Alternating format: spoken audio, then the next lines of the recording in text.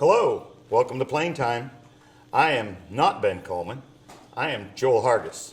Ben is flying around up, I think he's in Pennsylvania today. And so Plane Time, as you know, we're just here to promote aviation and particularly safety. And this day we're talking about aircraft maintenance, which is is critical, right? I mean, I'm an aircraft owner.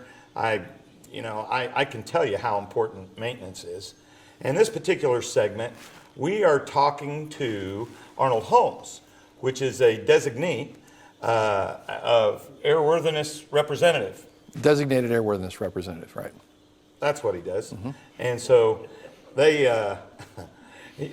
do all kinds of things, more than, Arnold, I've known Arnold for a long time. And but as we prepared for this, I learned how much more he does and can do and things like that. I do want to put out there that at the end of the show, if you want FAA fast wings credits, the number that you turn in for your wings credits will be at the end of the show. So get a pen and pencil ready, and we can get that taken care of for you. But we're sitting here with Arnold Holmes, and if you missed our first show, go watch it. It was some really good stuff. He explained a lot about what a DAR is and what they can do, what they can't do, how to get a hold of them, how to find them. That was all in our first segment. And as we were wrapping up, we were talking about special flight permits. Yes. Like ferry permits. Mm-hmm. And so as a DAR, you can issue ferry permits? Yes, I can. Now, I want to kind of back up a little bit and talk about what we talked in the first segment, which was each DAR is assigned function codes. Okay. So just because you're a DAR, you may not have that function code that allows you to do special flight permits. Okay. I do have that function code, and so I can do that. But not every DAR has that function code. Well, I think I've only ferried an airplane once, and maybe it was just once that I remember. I think of course, I'm based in Leesburg. Mm-hmm. Flew up with a friend to Tallahassee to ferry, I think it was a Piper Warrior back, and boy, was this airplane ugly. And well, let's talk a little bit about a special flight permit. A ferry permit in this particular case was issued to that airplane, presumably. Because it was out of annual. It was out of annual. It was in a condition. Way out of annual. It was safe for flight, but not necessarily airworthy. Because to be airworthy, you have to meet two qualifying statements. A, you have to meet type design, meaning you meet the type certificate, basically, and you're in a condition for safe operation. So when you're airworthy, technically you meet those two criteria. In your case, that airplane was in a condition presumably for safe operation, but not necessarily airworthy because it didn't meet type design. So I remember we taxied up next to this thing, and oh my God, it was so ugly, Arnold. It was so ugly. And there was an IA standing there, and he's like, oh yeah, you're fine. Hands me a ferry permit. And I said, now you've looked this thing over like recently. Yeah, you're good. And I'm like, oh boy. And so I went out and I did an extended run up. Everything was fine. I was not off the ground much more than 5 minutes, and the vacuum system went kaput. And but you can only do a ferry like that on a VFR day. That's correct. And so yeah. But I remember that one well because it wasn't long until things went a little sideways. Literally, no vacuum. Get it sideways. Yeah. So anyway, that's a pilot joke. So you were starting to talk in the other show about some guy going to the Maldives or something. Well, we were talking about filling his cockpit full of gas cans. Yeah, we were discussing various situations where you might need a ferry permit. An overweight aircraft is another one where you would need a special flight permit. In the case of this particular airplane, they wanted to ferry it to the Maldives. It was a Twin Otter, and so they were going to put, I think it came up to about 480 gallons of gas, something to that accord, in bladder tanks in the fuselage. How far over gross did that put them? It put them well over 110% of gross. Now the problem with that is if you're 110% of gross or less, or 10% over gross or less, then we can move forward with that without any additional additional workings with the FAA. But if you get over 10% of gross, more than 10% of gross, now we've got to get the ACO involved, and there has to be an engineering report done and that And kind of. the ACO, That's the Aircraft Certification Office. okay. So they're. That's not a MIDO, that's not a FISDO.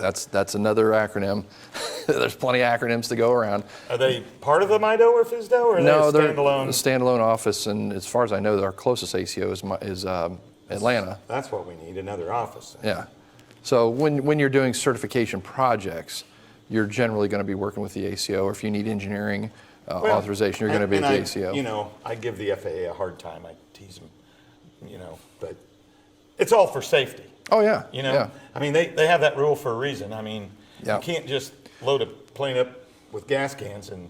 The United States has probably the most robust safety network in place regarding aircraft certification, maintenance standards, accountability, probably, I would assume, than anywhere else on the planet.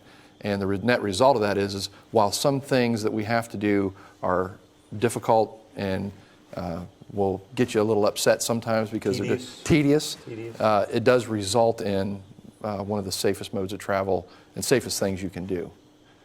So the robust safety net that we have in place with all these rules and regulations and all these orders and all these advisory circulars and all the stuff that you have to go through, it serves a purpose. And the purpose is people are safe as practical. I mean, you know, you are flying an airplane, so it's not 100% safe, but we make it as close as possible. So I think that's a great example. Obviously, just a ferry permit out of annual, you know, adding a bunch of weight. Any other type of specials you've done, or can that covers the common. I think we've covered the common issues for that. Yeah.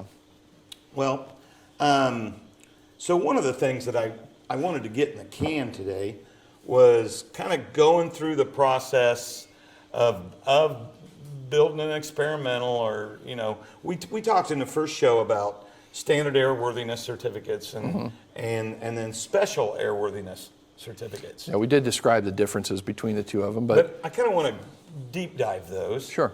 And so let's start with a special certificate, right? Yeah, sure. So I've got some. A special certificate could be issued for any number of reasons. Experimental amateur built, for our conversations here, is probably the most common reason that most of our viewers would be familiar with, so we'll kind of focus on that. But it extends to a few other categories as well, limited and restricted and light sport and a few other things. But when you get into experimental as a category, that opens up again into more. You have research and development, you have exhibition, you have air racing, you have show compliance, you have crew training, you have unmanned aircraft, which is something that's been added not too awful long ago. So when you look at your airworthiness application, which is called an 8130-6, you'll see down there they've added unmanned aircraft in a time in the past there. So we're adding more things as it goes by. But for our audience today, I think probably most appropriate is to talk about an experimental amateur built situation and what you would have to go through for that. And then also, I'm sorry, go ahead. So I've got experimental amateur built 21.191 Golf. Yeah, well, What's that? that's that's my crypt note you gave me before the show. You know, I tried to make it as cryptic as possible. Yeah, so. well, that's working. The reference 21.191 refers to Federal Aviation Regulation 21, which is certification. And then when you open that up and look down through all the different subparts, 21.191 is experimental, and then you go down to sentence G, and that talks about amateur-built airplanes. So it's the hierarchy of getting you down to the rules and regulations for each particular thing. So never built an airplane, although I actually got a Pitts kit in my hangar that I'm partners with a couple guys that I won't mention. Yeah, it's been sitting there a while. A long time. Yeah.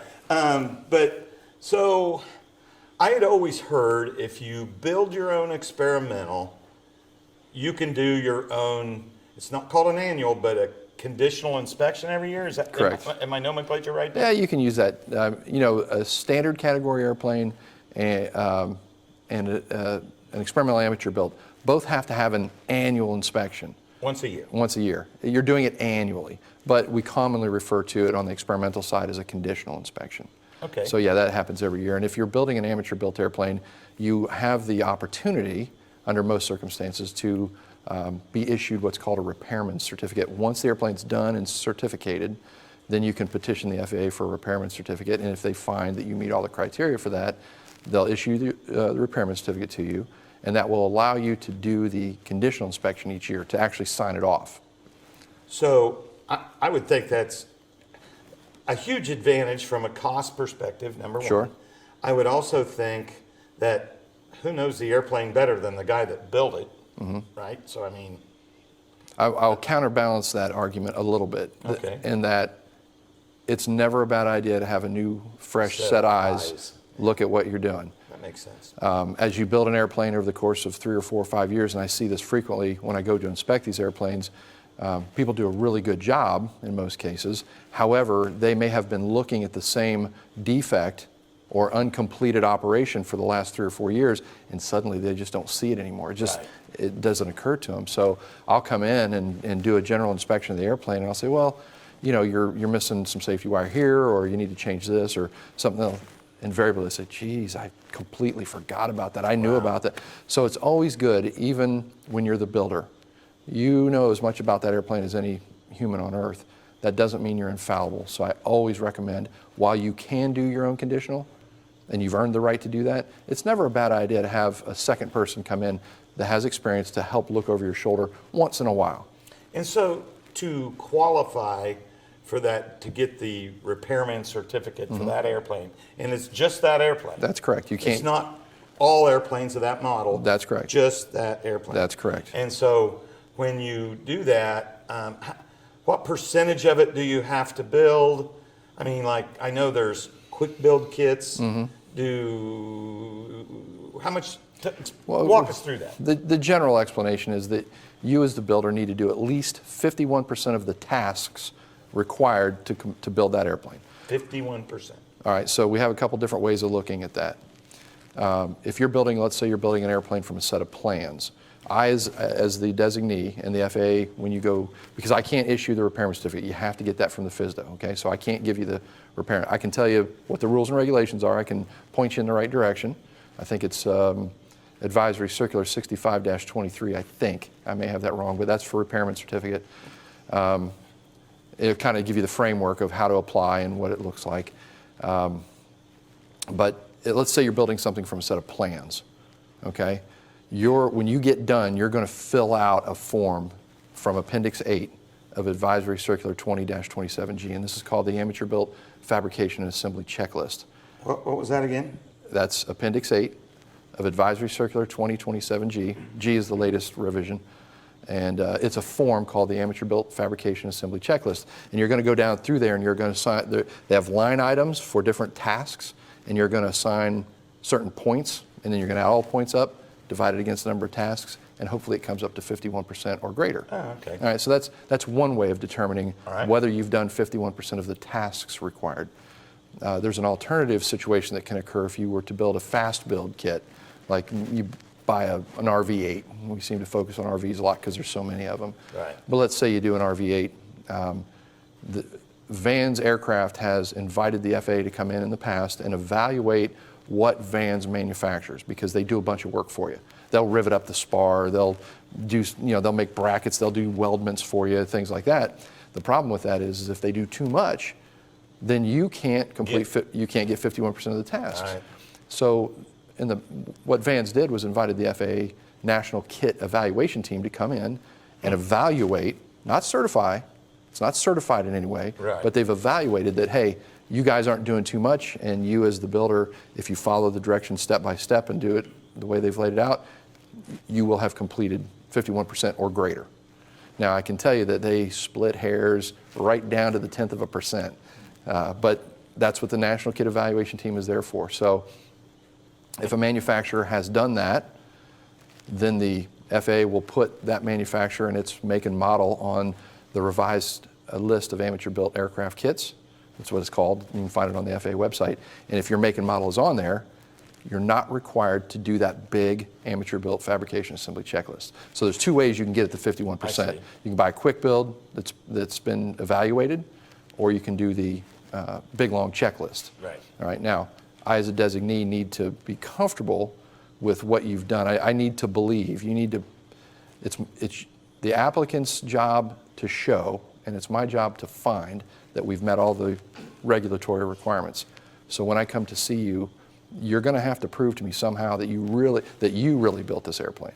Right. Right? That you didn't hire some guy and pay him $50,000 to build it for you or whatever that, you know. Right.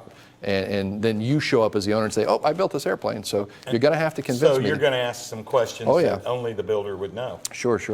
When I'm doing my inspections, typically I have the builder following along closely. I'm asking questions, what about this? You know, how did you do that? Why is this like that? Because sometimes, you know, home builders are sometimes an eclectic group and they have their own ideas, and that's okay.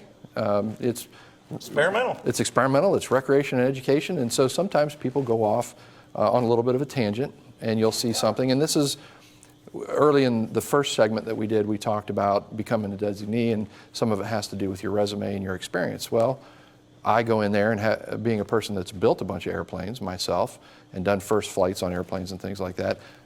Part of my resume I'm using to look at this and say, okay, he didn't do it exactly the way that maybe the plan showed it, but is what the builder has done, is that still airworthy, safe, and does it make sense? Can he prove to me why you've deviated and how this works? So I'm always asking questions and pointing things out, and you know, if we see minor discrepancies, say, hey, you forgot some safety wire here, let's get that taken care of real quick. So that's kind of how the situation occurs as far as. Well, and the thing that I mean, because you've done some maintenance for me in the past, and the thing I always liked about you is you're a pilot. Correct. Yeah. I mean, to me that makes a big difference because you really understand what it takes to make the thing fly. I tell you what, in talking to you, we talked about FAA order 8130.2 Juliet. Correct. Juliet's the latest rev. Now that's like the Bible, isn't it? That's my Bible for all intents and purposes, but it's a Bible that's available to anybody on the FAA website. It's another FAA order, 8130.2, and essentially when you're applying for any type of certification, whether it be a special airworthiness, whether it be a standard certificate, whether it be a ferry permit, any number of things, all of the policies, all of the basic policies and procedures are in 8130.2 Juliet. So if you're not sure what forms you need or how to fill something out or what to expect, you can go right to the FAA website. You can go to DRS, Dynamic Regulatory System, we talked about in the first segment. You can find that FAA order on there. You can look at the table of contents, and it's laid out for the different types of certifications. Just click on the table of contents, it'll take you there, and you can read the step-by-step of how this is going to go. So yeah, if I'd asked the crew to put that DRS website up again, because that is a great holding place for so many documents. Yep. And then in talking to you previously, we're talking about this 8130.2 Juliet as really being a pretty comprehensive list. Well, it's of information. It's our policy and procedure for doing what we do. Basically, there's lots of other things that we rely on, but you as the applicant, knowledge is power, and you want to make this as easy on yourself as possible. If you really want to make it easy on yourself, be prepared. The easiest way to be prepared is go look and see what it is I'm going to do, and it's also going to tell you what forms. For instance, we've been concentrating on experimental amateur built airplanes, but Appendix B of 8130 has a graph for both standard category, which would be Appendix B1, and then for special, anything special would be Appendix B2, and it will tell you exactly every type of form that you're going to need to submit, and it's going to tell you the policy and procedure that we're going to follow to do it. Now, that tells you how to do it, but there's a whole different website, a portal to go to actually do it. But when we're talking about 8130.2, it's the framework. It tells you what to expect. And that's the AWC portal? No, AWC's, that's where you're going to make your application. Oh. All right, so if you, today, and this just started a few years ago, this is what we call the Airworthiness Certification Portal, AWC. If you're applying for some type of airworthiness certificate, you're going to go there, whether it be standard or special, special flight permits.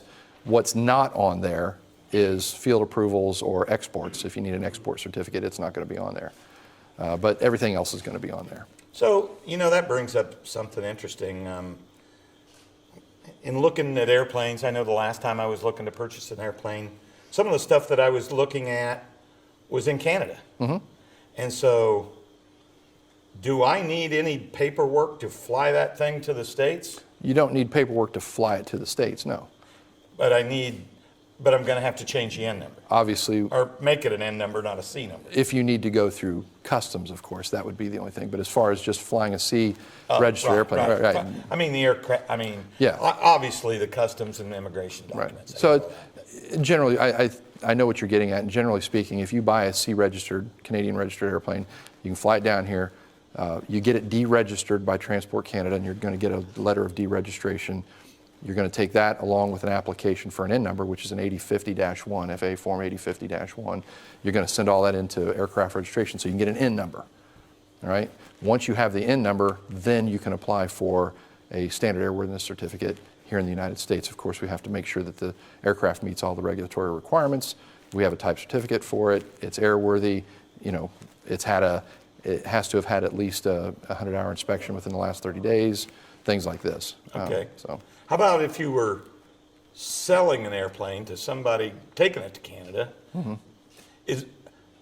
Who's the onus on is it the buyer's responsibility to get the paperwork to get it out of the country? Because that's an exported airplane. That's export. Now, we do have a form for exporting, 8130-4. I apologize, I got a little monkey brain on that number, but I think it's 8130-4. Anyhow, you're gonna need an export certificate because, let's say Canada wants to know, and they want some kind of certification that this airplane meets its type certificate, both its U.S. and its Canadian type certificate. So in the case of Canada, we actually have to. So as the seller, I need to. The buyer will do that. The buyer will need. The buyer will do it because they're going to need to get a C number for it, right? They're going to They're going to need this export certificate when they go to Anyway, so a DAR could be involved. Appropriate rated DAR can do that. Yeah. Appropriate rated. Mm-hmm. Okay. So we talked about earlier that most. Oh no, I know what I want to talk to about. So when you get your inspection, you only need one. I understand. If you're building a special experimental, just need one inspection. Mm-hmm. But then after that, you have to fly 40 hours off the airplane? If it's experimental amateur built, yes. Okay. So there is a phase 1 and a phase 2.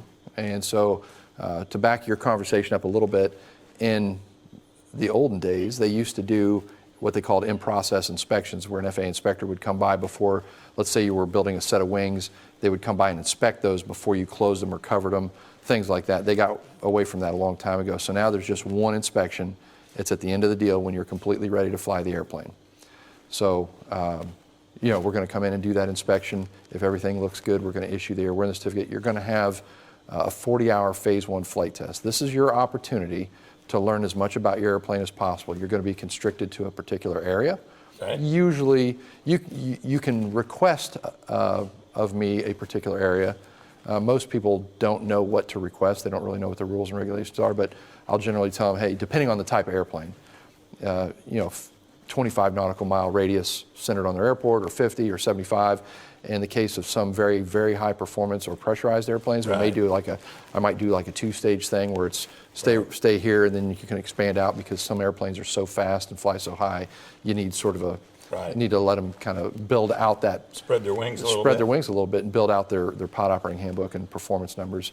But once you get the 40 hours done, then you're going to move into phase 2 with a logbook entry, and then you're just general unrestricted flying. And so I think we were talking about this. If you want to do aerobatics, you better do it in phase 1. Yeah, the intent would be that you're. Everything you want to do, you better do in phase 1. Correct. Or you got to kind of start over. Well, it's not necessarily starting over, but if you're in phase 2, and let's say aerobatics were never done, and the aircraft's capable of them, but they were never done and they were never described in the maintenance logbook, because in your operating limitations, there is a statement that you make at the end of your 40 hours regarding aerobatic maneuvers that have been completed, okay? If that statement was never made, technically you're not supposed to be doing aerobatics. So if you say you got an RV-8 or something and nobody ever did that, by technicality, if you're following the operating limitations, you should log yourself back into phase one, obtain concurrence with the local FSDO as to the suitability of your proposed flight test area, and that's easy to do. And then you're going to do all those aerobatic maneuvers, record all that, and then move back into phase two. That's the legally correct way to do So it. basically, everything you really want to do, you should do in phase one. Yeah, if you're gonna do aerobatics, if you're gonna whatever maximum weights and CG ranges that you ultimately want to operate the aircraft at, because you may purposely have a restrictive CG range, for instance, during flight testing, and during your flight testing you may gently open it a little bit more and more and more. But let's say you set a particular CG range for safety. I'm not gonna fly an aft CG or something. And then you move off into phase two and you decide, well, wait a minute, a lot of people are flying it there. Well, technically, you should move yourself back to phase one and do it. Yeah. So we've talked about the AWC Porter. We talked about the 8130-2 Juliet. We did talk about in the first show about how do I find a DAR. Mm-hmm. I guess we talked about advisories and circulars. We get that. Here's a good tip on advisory circulars. The advisory circular number will always start with the corresponding federal aviation regulation that it represents. For instance, maintenance is FAR 43. Okay. Part 43 is maintenance. Part 43. Well, if you want to find an advisory circular that relates to something in maintenance, it's going to start out with 43. There you go. So that helps you, and you can find all those advisory circulars on the DRS, Dynamic Regulatory System. But you'll notice that they correspond to the FARs. So we've got just a couple minutes left, and the one thing I want to do is, first of all, thank you for all your time this morning, and your just knowledge is overwhelming to me. And secondly, I want to give you a chance to just promote yourself a little bit.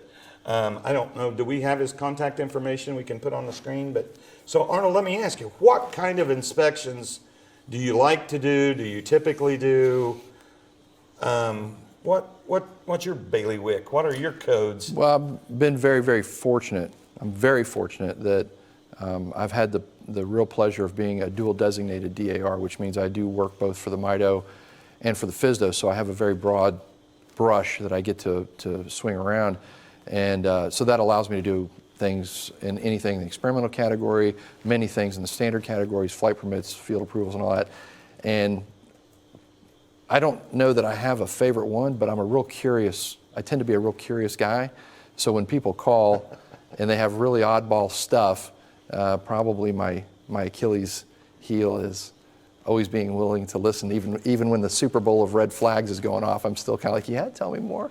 Tell me more. So I tend to be really curious, but I like technically challenging things, and I really, really enjoy doing experimental amateur built stuff. It was my original background from when I was a teenager. I kind of grew up in that market, and so the opportunity I meet literally hundreds of new people every year, right? So it's a lot of fun to meet new people, go to their hangar, which could be at an airport, could be at their home, wherever, and spend time with them and see what they've done. And you know, the hardest part of that deal is when you have to say, we didn't quite make it on this one here. We need to change something. It's right. You have to fail something. The challenge is in being very diplomatic about saying you didn't do a good job on this. So there's also those negative aspects to doing it. But typically it's a lot of fun. I really enjoy it, and you know, I don't know that I have a favorite. I just enjoy it all. That's great. So.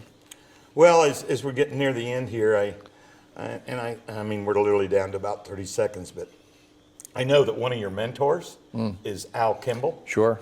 And for those of you that know anything about DARs, Al has been around since, like, Christ was a corporal. Yeah. He's just, the guy has forgot more than most of us will ever know. Sure. When it comes to things like that. So he's certainly... Anybody that's been in Central Florida for any period of time and dealt in aviation probably knows Al Kimball. Al Kimball, yeah. And I know he's trying to let you follow in his footsteps. Yeah, he's an extreme honor. It is an extreme honor. He's a great guy. He's very knowledgeable, been around forever, very well connected, and a terrific mentor and teacher. And huge credit to Al Kimball. I really appreciate everything he's done for me. Well, Arnold, thanks for being here. I am Joel Hargis on Plane Time. I'm glad everybody's joined tonight, and please watch the credits. Get your FAA Fast Safety Code for your wing credits. We are here at Plane Time, and I hope to see you the next time we're live on the air.